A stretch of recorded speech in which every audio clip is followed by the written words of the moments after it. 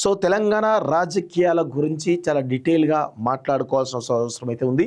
ఎందుకంటే రోజు రోజుకి పెరుగుతున్నటువంటి మార్పుల కారణంగా చాలా అంశాలు కూడా చాలా సీరియస్గా మనం తీసుకోవాల్సిన అవసరం అయితే ఉంది. ఎందుకంటే ముఖ్యంగా ఇటు బీజేపీ పార్టీలో జరుగుతున్న అంశాలు కావచ్చు, కాంగ్రెస్ పార్టీలో జరుగుతున్న అంశాలు కావచ్చు, లేదంటే ఇటు బీఆర్ఎస్ పార్టీలో జరుగుతున్నటువంటి సంక్షోభం కావచ్చు, ఇవన్నీ కూడా ఏ విధంగా ముందుకు పోతా ఉన్నాయి అనే కోణంలో మనం చాలా సీరియస్గా డిస్కస్ చేయాల్సినటువంటి అవసరం అయితే ఉంది మిత్రులారా. ఎందుకంటే అసలు కవిత అంశం ఏ వర్గాలకు నష్టం కాబోతున్నాయి, ఏ వర్గాలకు ఇది ఇబ్బందికరంగా ఉంది, ఏ వర్గాలకు ప్లస్ అయ్యేటువంటి అవకాశం ఉంది అనేది చాలా స్పష్టంగా మీకు చెప్పేటువంటి ప్రయత్నం చేస్తాం మిత్రులారా. ఎందుకంటే కొన్ని అంశాలు చాలా లోతుగా ఆలోచిస్తే మనకు తెలుస్తాయి.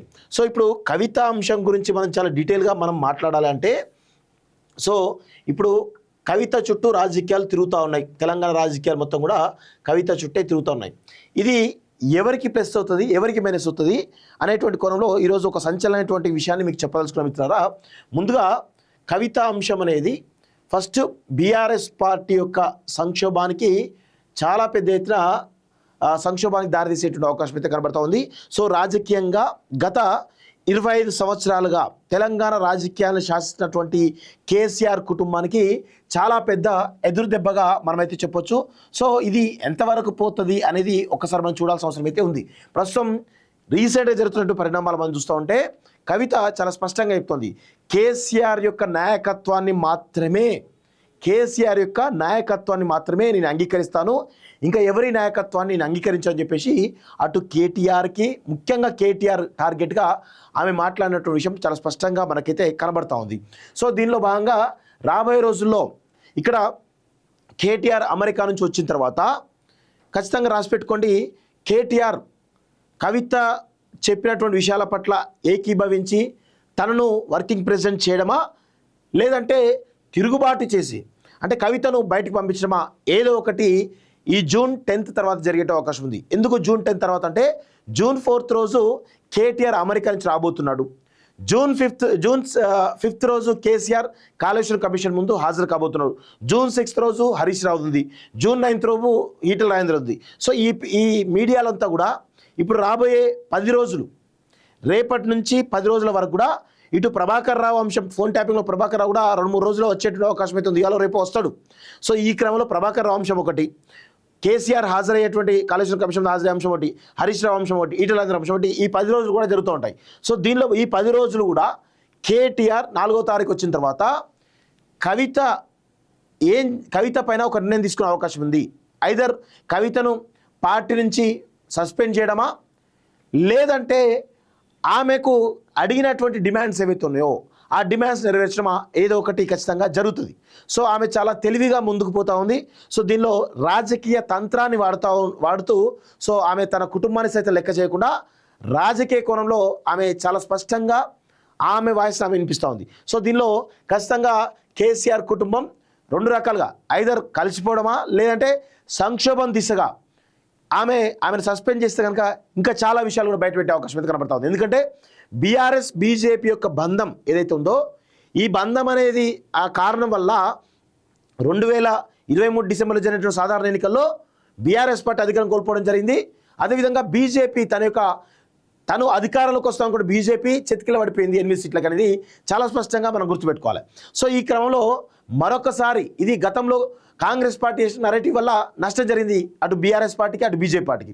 ఇప్పుడు సొంత కుటుంబ సభ్యురాలే ఈరోజు కొన్ని విషయాలు చెప్తా ఉంటే బీఆర్ఎస్ అదురుతా ఉంది, ఇటు బీజేపీ కూడా ఏం చేయాలో పాలుపోని స్థితిలో ఆమె వ్యాఖ్యలపై ఎలాంటి నిర్ణయం తీసుకోవాలో అర్థం కానటువంటి పరిస్థితి కనబడుతుంది. ముఖ్యంగా ఆమెకు మద్దతుగా రాజాసింగ్ నిల్చుండు.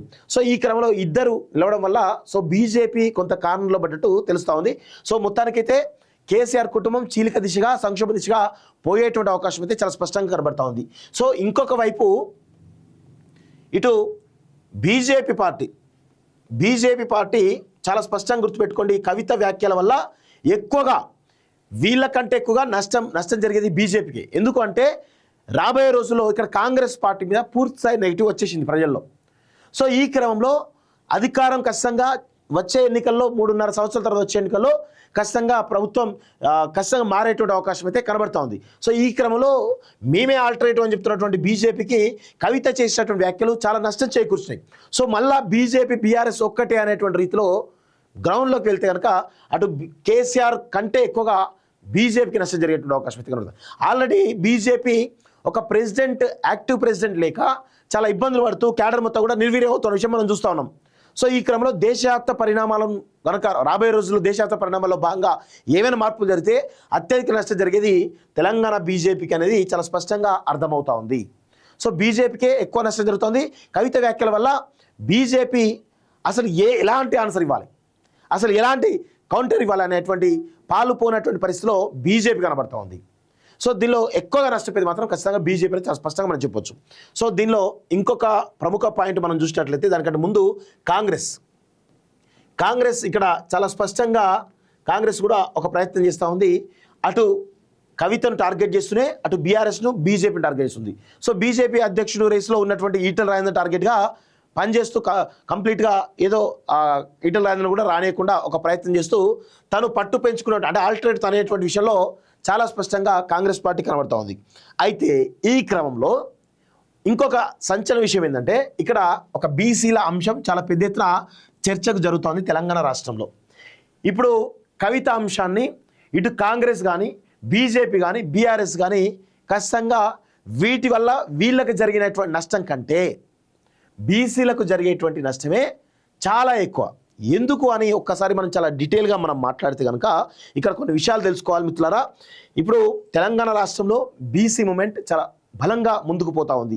సో బీసీ రిజర్వేషన్లకు సంబంధించినటువంటి అంశంలో ఇటు 42% రిజర్వేషన్స్ ఏవైతే ఉన్నాయో స్థానిక సంస్థల కోటాలు కావచ్చు, ఇటు ఉద్యోగ విద్యారంగాల్లో సంబంధించినటువంటి అంశాలు కావచ్చు, సాధించుకున్నటువంటి ఘనత బీసీలకు దక్కింది. బీసీ పోరాటం వల్ల జరిగిందనేది చాలా స్పష్టంగా వస్తుంది.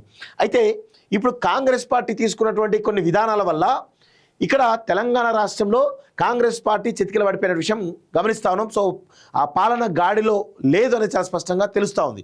సో ఈ క్రమంలో ప్రజలు కాంగ్రెస్ పార్టీ మీద పూర్తిస్థాయి వ్యతిరేకత కనబడతా ఉంది. ఈ క్రమంలో ఆ వ్యతిరేకత అనేది అటు బీఆర్ఎస్కి పోవట్లేదు, అటు బీజేపీ కూడా షిఫ్ట్ అవ్వట్లేదు ఓటు. సో ప్రజలు ఆల్టర్నేటివ్ కోసం ఎదురు చూస్తూ ఉన్నారు. సో ఈ క్రమంలో ఇక్కడ ఒక స్పేస్ ఏదైతే ఉందో, బీసీలకు సంబంధించినటువంటి స్పేస్ ఏదైతే ఉందో, ఇక్కడ ఒక పొలిటికల్ పార్టీ ఏదైతే ఉందో ఆల్టర్నేటివ్ పొలిటికల్ పార్టీ కోసం ఎదురుస్తుంటారు. ఈ క్రమంలో కవిత ఇప్పుడు ఈ అంశాన్ని సపరేట్ పార్టీ అనే అంశాన్ని తీసుకోవడం వల్ల అత్యధికంగా నష్టం జరిగేది బీసీలకే. ఎందుకంటే ఇక్కడ ఉన్నటువంటి ఒక బీసీలకు సంబంధించినటువంటి స్పేస్ ఏదైతే ఉందో దాన్ని కంప్లీట్గా పొలిటికల్గా డిస్టర్బ్ చేసే అవకాశాలు అయితే కనబడతా ఉన్నాయి. సో గతంలో మనం చూసాం 1990s టైంలో మండల్ ఉద్యమం, బీసీలకు సంబంధించిన మండల్ ఉద్యమం చాలా పెద్ద ఎత్తున వచ్చినప్పుడు దానికి కౌంటర్గా కమండల్ ఉద్యమం రావడం జరిగింది. దానికి సంబంధించి ఈ కమండల్ ఉద్యమానికి మీరు గమనించండి, అప్పుడున్నటువంటి జాతీయ స్థాయిలో ఉన్నటువంటి బీజేపీ కానీ ఇటు కాంగ్రెస్ కానీ ఏకమైనటువంటి విషయం మనం గమనిస్తున్నాం. ఎందుకు అంటే కేవలం మండల్ ఉద్యమాన్ని నీరుగార్చడం మాత్రమే కమండల్ ఉద్యమాన్ని తీసుకురావడం జరిగింది. సో ఇది అందరూ కూడా గమనించాలి. సో దానివల్ల జరుగుతున్నటువంటి పరిణామాలన్నీ కూడా మనం గమనిస్తే కనుక ఖచ్చితంగా ఇప్పుడు దాన్ని బేస్ చేసుకుంటే కనుక ఇప్పుడు ఈ బీసీ ఉద్యమాన్ని తొక్కడానికి ఇక్కడ ఉన్నటువంటి ఒక పొలిటికల్ స్పేస్ను కవిత ఆక్యుపై చేయడానికి ఖచ్చితంగా కాంగ్రెస్ కానీ బీజేపీ కానీ బీఆర్ఎస్ కానీ వాంటెడ్లీ ఖచ్చితంగా ఆమెను ఎంకరేజ్ చేసేటువంటి అవకాశం అయితే ఉంది. అత్యధిక నష్టం ఇటు బీఆర్ఎస్ కంటే బీజేపీ కంటే కాంగ్రెస్ కంటే కూడా బీసీలకే అత్యధిక నష్టం జరిగేటువంటి అవకాశం అయితే చాలా స్పష్టంగా కనబడతా ఉంది మిత్రులారా. ఇది 100% వాస్తవం, 100% నిజం. ఇది ఎంతవరకు పోతుంది, ఈ బీసీ స్పేస్ను కవిత ఎలా ముందుకు తీసుకుపోతుంది, బీసీల రాగంతో ముందుకు తీసుకుపోయే అవకాశం అయితే చాలా స్పష్టంగా కనబడతా ఉంది. కాబట్టి మరి ఏ విధంగా ఈ పరిణామాలన్నీ కూడా ముందుకు పోయేటువంటి అవకాశం అయితే కనబడుతుందో చూడాల్సిన అవసరం అయితే ఉంది. బీసీ మేలుకో, ప్రమాదాన్ని తెలుసుకో అనేటువంటి ఒక నినాదం ఇప్పుడు ఖచ్చితంగా తీసుకోవాల్సినటువంటి అవసరం ఏది ఉంది అనేది మాత్రం నేను చాలా స్పష్టంగా చెప్పదలుచుకున్నాను మిత్రులారా. సో ఇది కవిత వల్ల తెలంగాణ రాజకీయాల్లో ఎలాంటి పెను మార్పులు సంభవించబోతున్నాయి, ఎవరెవరికి నష్టం జరుగుతుంది అనేది చాలా స్పష్టంగా మీకు చెప్తా ఉన్నాను మిత్రులారా. చాలా జాగ్రత్తగా గమనించి బీసీలు మేలుకోవాలని చెప్పేసి కూడా నేను కోరుతా ఉన్నాను.